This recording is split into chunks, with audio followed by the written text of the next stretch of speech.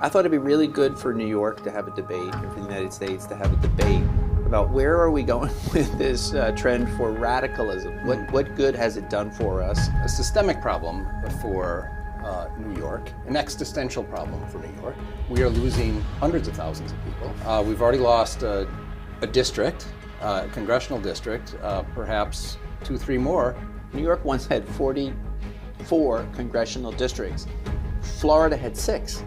Now Florida has 27 and New York has 26. So you lose 500,000 people because they've had enough. And then you lose 500,000 more people. That's a district. They're losing districts. Right. They're losing tax revenue in the form of the middle class. They're losing jobs.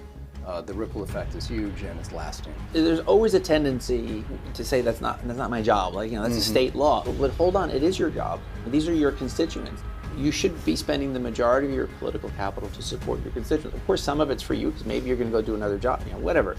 But you can't be so focused on your own franchise and not on what's happening in your district. Hello and welcome to New York Insider. I'm Liam O'Neill. Today I sit down with Marty Dolan, who is a business strategist and the latest to enter his hat into the 14th district for Congress. He's running against the well-known AOC, Alexandria Ocasio-Cortez. Mr. Dolan, welcome to New York Insider and welcome to the world of politics. This is my pleasure to be here. First foray into politics. It's technically my second foray into politics, unbeknownst to most people. Okay, go on. In 1984, I ran as a delegate for the Democratic Convention. Okay. I ran as a delegate for Senator John Glenn. Okay. So you got your feet wet then. That was quite a bit of time ago. So you've just revealed you are a Democrat and you're going against AOC in a primary. This doesn't happen very often, and especially one who's so well known. Make a case for yourself. Why are you doing this? Well, it should happen more often. I mean, we should have an energetic democratic system. I think that's what the founding fathers imagined. I don't think there's anything sacrosanct about running in a primary. I think it's what we're in a democracy for. So I don't have any problem with that. And I actually ran, I announced I was originally running against Jamal Bowman in the 16th district. And then they finished the redistricting, and it worked out that really the right place for me was in the 14th district running against AOC because she really stands for what I think is wrong with many important things in America. The most important thing is that the radicals, and I differentiate between people who are progressive, that's about progress, and radicals, is that the radicals are really tilting the Democratic Party too far to the left. And so the analogy I use is it makes the airplane fly around in circles instead of flying straight. So AOC is the self-proclaimed leader of the squad. And I already did, I had a good race against Jamal Bowman, and then George Latimer entered. And I think at the end, George is going to prevail there. Although it's up to the voters. We'll see. And I thought it'd be really good for New York to have a debate and for the United States to have a debate about where are we going with this trend for radicalism? What good has it done for us? Now we've had them around for 5 years since the 2018 election. And do we like the results? Is this something that's been good for democracy? Is it good for the United States? Good for the Democratic Party? Good for New York City? And I don't think so. I think the answer to that is no in all cases.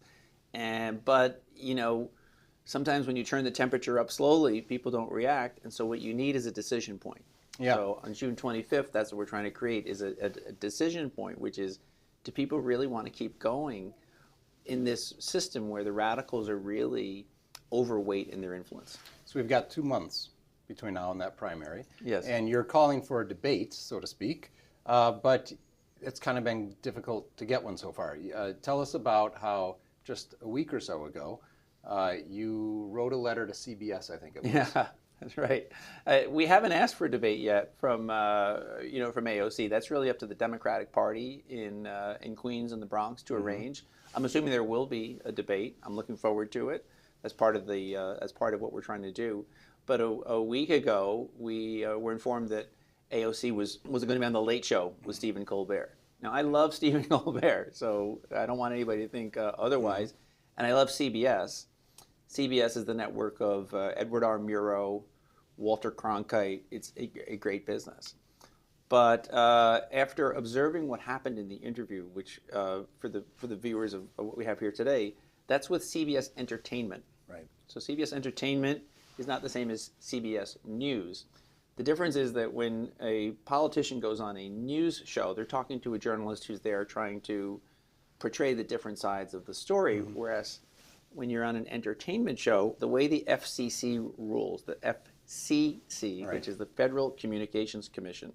Okay, so the FCC, when it was set up in 1941, which is about when television was coming up, they appreciated the possibility that incumbents in television could have a huge advantage.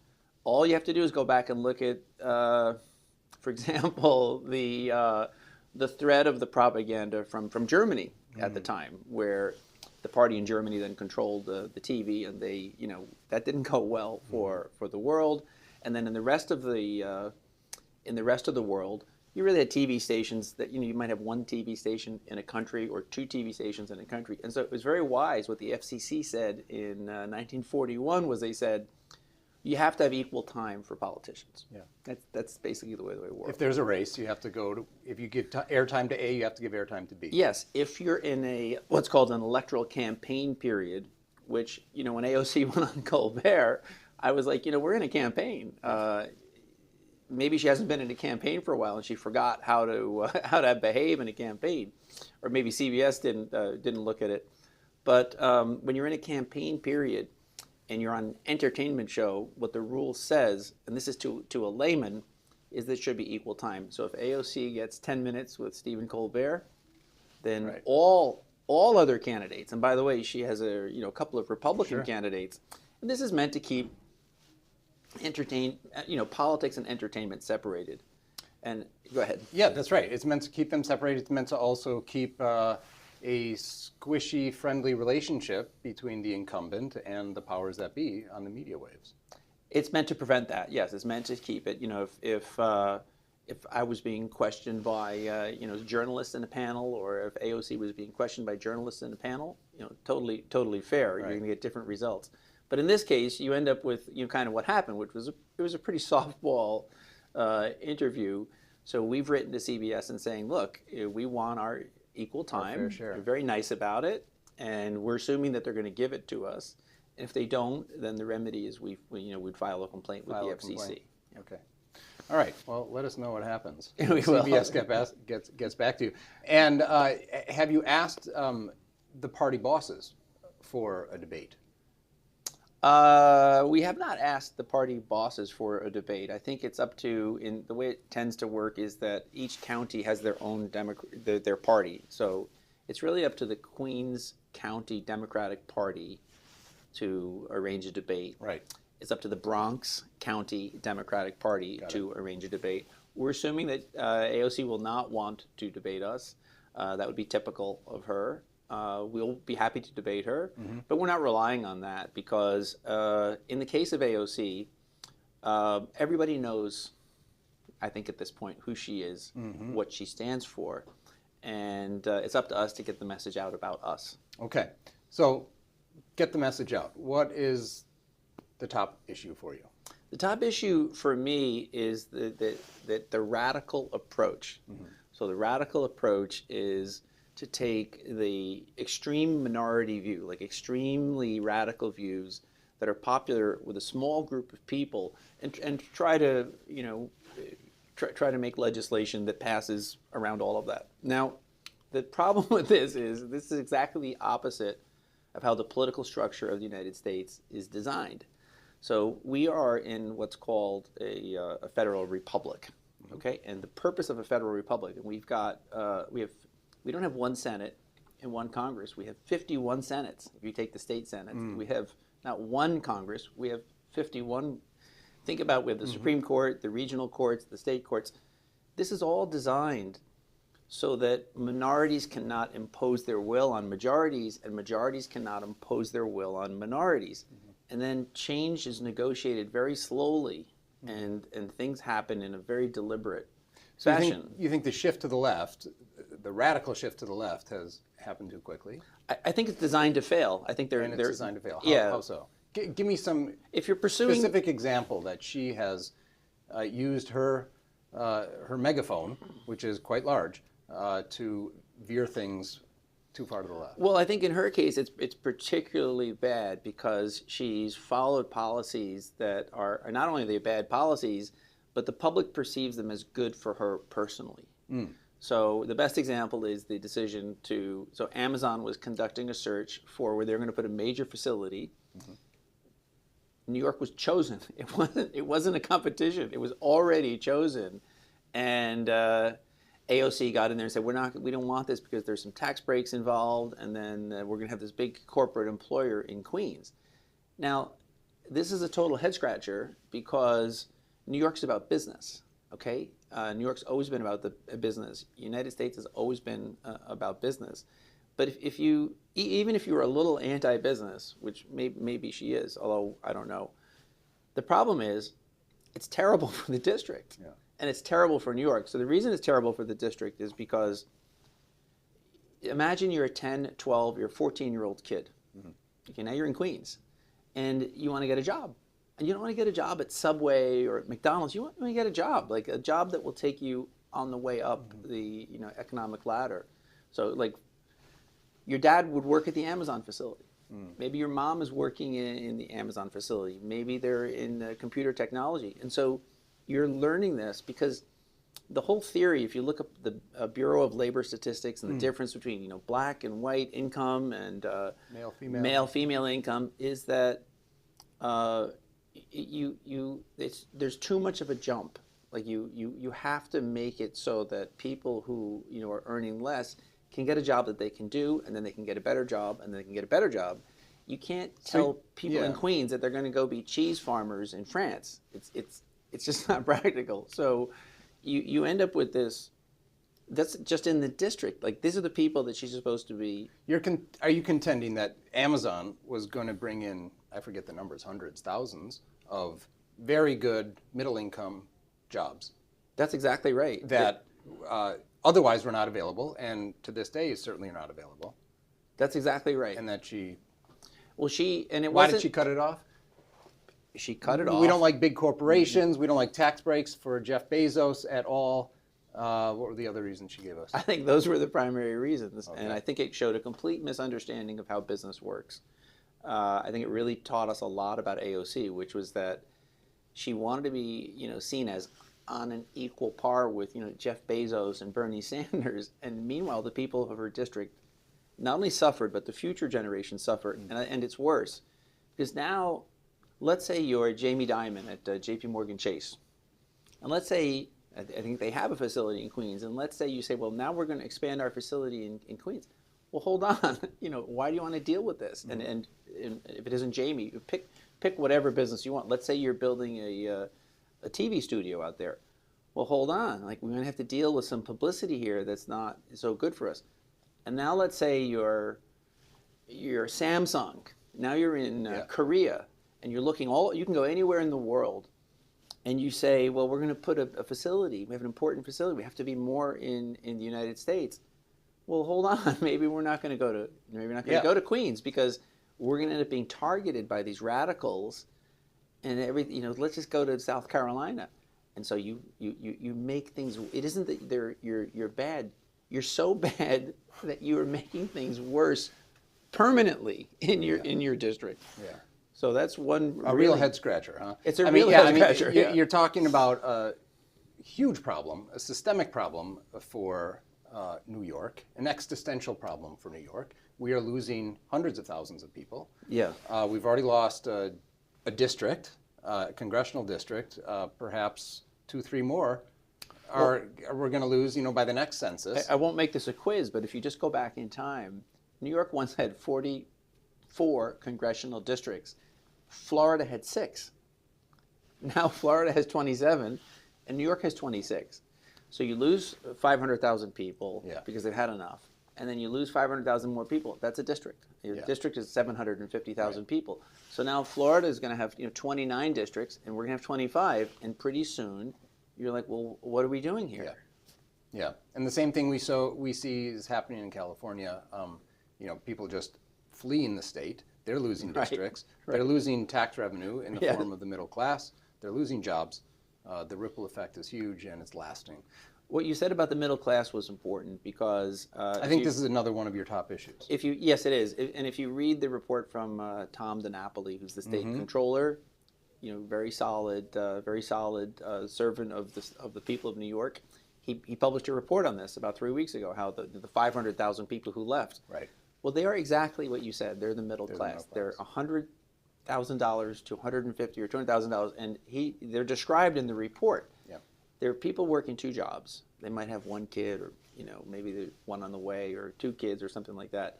And they look at their household budget, and they can't make it work. They're like, "What are we doing here? We're paying 14% marginal income tax rate. We pay 10% to New York State, 4% to New York City. Once you get into the higher bracket, a very high cost of living, and we're never going to get ahead." And so they quit. The billionaires, they don't have much income. They're going to get a penthouse in New York. They're going to be okay. But the real problem is then the jobs. So people talk about Wall Street, and they talk about the corporations. Wall Street pays about 25% of New York City's taxes. Right. And if they start to put back offices someplace else, if they start to let's follow our people to South Carolina, let's follow our people to Florida. Well, it's just a whole nother level of bad problems for New York. So your representatives have to be in favor of your community. It's just, you said head scratcher. It's baffling to me why somebody would do that, except that in AOC's case, she got a ton of press, and the radicals were like, "This is great. We're protesting against the machine. Protesting against the machine." No, completely pointless. What's another issue for you besides? I think at the core of it, that's the issue, which is that there's a lack of constituent focus. Okay. I'm going to give you a good story about, I grew up in Westchester. My representatives were Elliot Engel, Nita Lowey. I was the driver for Congressman Peter Pizer, way back. But one of the best politicians in New York State is a guy named Paul Feiner. Paul is the town of Greenburgh supervisor. Probably never heard of him, but he's been there for 30 years. And if you go shopping at the supermarket on Saturday and something falls out of your shopping cart, it's practically like Paul is there to pick it up and put it in your cart. And everybody— He's a man of the people. Not only is a man of the people, he's there. He just is always around. And so there's some things he can't solve for you. If you got a flat tire, he's not going to solve it for you. It's not a dependency thing. But he's doing the first job of a representative, which is he's making himself available. He's invested in the community. And you feel like if you have a problem, there's somebody you can talk to, and he's going to represent you. Okay. Well, this is not the case with AOC, who is really, doesn't have any office in the Bronx.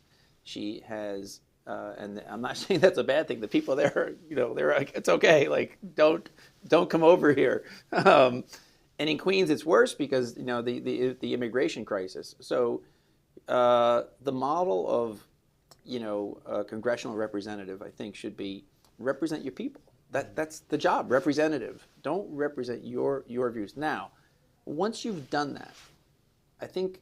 Once you've done a good job representing the entirety of your district, not just a narrow segment of your district, I think then you earn the right to, give your opinion on other things. But I think until that's earned. That's not something that is automatically granted to every congressional representative. And I think she's come in and said, I'm just going to focus on all the things that are important to me. And, good luck, guys. And there's a few things that she gets for the district. Most of the time, she's just focused on press for herself. What could she have been focused on in these, I believe, 6 years she's been in office? 5. 5.5? Yeah, we're in 5.5 now, more or less. So the Green New Deal. Okay, how's that going for us? Well, the Green New Deal sounds great. Everybody's in favor. We all know about global warming. don't get into whether it's true or not because we'll know soon enough. But the Green New Deal, there are aspects of it that are good. But if you were constituent oriented, you would have probably done things differently. So, for example, and New York is one of the most environmentally friendly places around because we all live on top of each other. When you live in a 30-story apartment building, you're keeping each other warm and cool. But the Green New Deal created something called Local Law 97. Local Law 97 requires that if you have a gas boiler, you have to replace it. Right.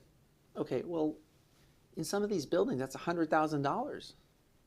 As a co-op building and you're in the Bronx, and let's say you just replaced your boiler a year ago, and the people in the co-op are struggling because the rent is too high, because all these reasons, and now all of a sudden, and you have to replace that's not really being a good politician, because yes, if it's when Obama had cash for clunkers, it was a good idea. Like, you give us your old car, we'll get it off the road, we'll give you cash, and then you put that. Okay, that's kind of a smart way to go.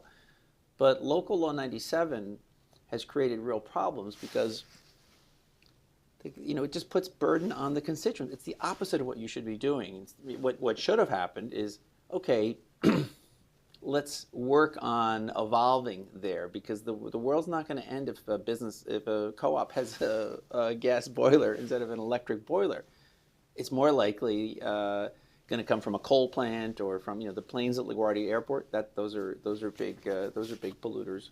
So should there have been a transition period? Well, of course. Like, why not have a transition period? And these poor people, let them, when they replace their boiler, which you have to replace it every 8 to 10 years anyway.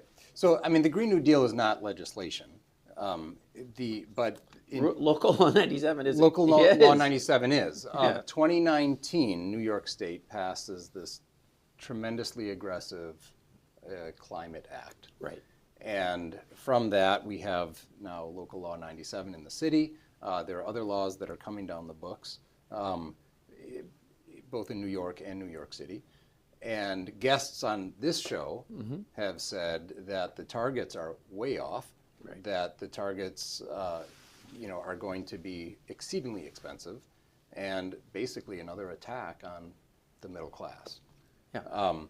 So some of this has played out, for instance, with Local Law 97, and you're seeing that AOC is not present in the workings of this.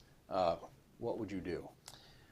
I think as a congressional scale some of these things back and make it more affordable. Yeah, I mean, there's always a tendency, when to say that's not my job. Like, that's a state law. Okay, well, it's a state law, so that's up to the governor and the assembly. But hold on, it is your job. These are your constituents. So I think if you go back to the model, which is a constituent service model, everything's your job. And if you're well connected to the assemblymen, and you're well connected to the state senators, and you're well connected to the community leaders, and they understand that you've done everything you possibly could, you've used your political capital for them, and you're not successful, okay, guys, we tried. But that's not the case. So when we had She's got a lot of political capital. She has a lot of political capital, which she is squandering, okay? And that's another complaint, because if you're going to... Great, she has political capital. She's built a franchise, but it's for her benefit. She's using it for her benefit. She's not using it for the benefit of her constituents. Okay, you should be spending the majority of your political capital to support your constituents. Of course, some of it's for you, because maybe you're going to go do another job, whatever. But you can't be so focused on your own franchise and not on what's happening in your district. And you have to build relationships. So, for example, when they did the redistricting, which they just finished doing, there were state senators and assemblymen who were like, I don't want AOC to be my congressman. I want Richie Torres to be my congressman. Why? Well, because Richie really tries to look after his constituents. So even if it's not your job, even if it's a state law and you're the congressman, if the state senators and the state assemblymen don't really, lean into you, you're going to have a problem serving your constituents. And then, so you're going to get the endorsements, but the results aren't going to be there. I'm going to switch focus. Immigrants in New York, illegal immigrants, are quite a drain on our city's resources. what's your view on this? So I'll do the usual preamble. My dad was an immigrant, and he came from Argentina. He came up here legally to flee the Perón regime, and we watched, after I was born and grew up, we saw Argentina, in its demise. And so I understand the reason why people want to immigrate to the United States. And the immigrants who are here legally almost always are very conservative. They're almost they're hardworking because they're coming in, to a new environment. They left a crazy place to come here, and now so I think in the district, in the Bronx, and in Queens, I think the strongest support against AOC and for somebody who's for stability will come from the newly minted legal immigrants. The Dominicans, for example, are among the most conservative, family-oriented people, and they're, most people think the Dominican Republic, well, the Dominican Republic, you have to come here you have to go through the immigration process to come here. So again, you talk about political capital and where it's being used. So AOC has leaned into the idea that we should have open border almost. You can't say open border, but it's okay. We can handle them, and then. I recall some images of AOC during Trump's presidency at the border. No such thing during Biden's administration, when we have a deluge of illegal immigration. And I'm going to make a sharp point here, which is you have to be responsible. We talked about my role in managing the financial system of the world. You have to understand that when you beckon a welcome to people, we're open. You can come here. So now you look at civilian casualties. She talks about civilian casualties, but let's talk about the civilian casualties. What the police at the border say: for every 25 people who make it to the border, there's one that just completely disappears on the way there. The deadliest land crossing in the world. Right. So if you have 500,000 people who've come in, that's 25,000 who have disappeared along the way. They could be dead. They could be disappeared. They could be in terrible slavery. They could be, in terrible conditions. Those are civilian casualties that we and our policies are directly responsible for. So AOC is responsible, among the other radicals who are promoting this idea that you should fly to Ecuador and walk to Texas. Well, I had a quiz with one of my friends. I got a map. I got on Google Maps, and I said, well, what if I was going to walk from Ecuador to Texas? It's 2,200 miles. It's as far from Ecuador to Texas as it is from Tampa to Los Angeles. And there's no Starbucks, and there's no Cracker Barrel. There's none of that. So I think for the radicals, their immigration policies have been completely irresponsible. I think they have actually been an irritant to the existing legal migrant community. And then, okay, that's all before they get to the district. Now they get to the district, and you almost have to thank Governor Abbott from Texas for bringing this into sharp relief. So now the immigrants are here, and in the lower economic levels of the Bronx and Queens, and in Brooklyn, all over New York City, but I'm focused on the Bronx and Queens. You have food banks. You have community outreach programs. I was at one out by Sheepshead Bay in Brooklyn the other day, where you're handing out food to people. They need the food. They're not. Nobody goes to these kitchens because they don't need they need the food for Passover. They need they needed the food. So, but then those resources are being diverted to the immigrants. Right. So what do you think is going to happen? Now you're going to have a conflict in the district where there's scarce resources, and nowhere in this is where Queens diversity, legendary diversity. Queens is the most diverse place in the world. Speak every language in the world there. That's where the immigrants are going, because they know they can find somebody who maybe is going to help them out and speak their language. Okay, but now you're a shopkeeper. Somebody is desperate. They don't have any money. They're stealing your liquor. You're taking a $60 bottle and they're selling it on the street for $6. Well, that's terrible. But it's not like some representative in California had this idea. This is your representative. This is who the person who's supposed to be looking after your interests is encouraging people to risk death and casualty and come here so that they can, compete for resources where there hardly are any resources. So it couldn't be a bigger disaster, and she couldn't be more responsible for it. Rolling with Dolan. Rolling with Dolan, right? This is your campaign. Yeah. This is your campaign shtick. Yeah. What does it mean? So it came from my sister. So I come from family of 9, and we're looking at the map because the map of the district it's a crazy map. I don't think there's a map like this in the United States of a district where half is in the Bronx and half is in Queens. You have the 3 bridges, which is on your jacket. Yes, there, right? it is. If you want to put it there, the you can see Triborough Bridge. the Triborough Bridge, the Whitestone Bridge, and the Throgs Neck Bridge. Beautiful bridges. This is salt water, but you have a district that's separated by salt water, and when you get in the southern Bronx, below the Bruckner, you're on these points. So you have Throgs Neck, you have Clawson Point, you have Hunts Point. They're kind of isolated regions. Mm-hmm. They're hard to get to.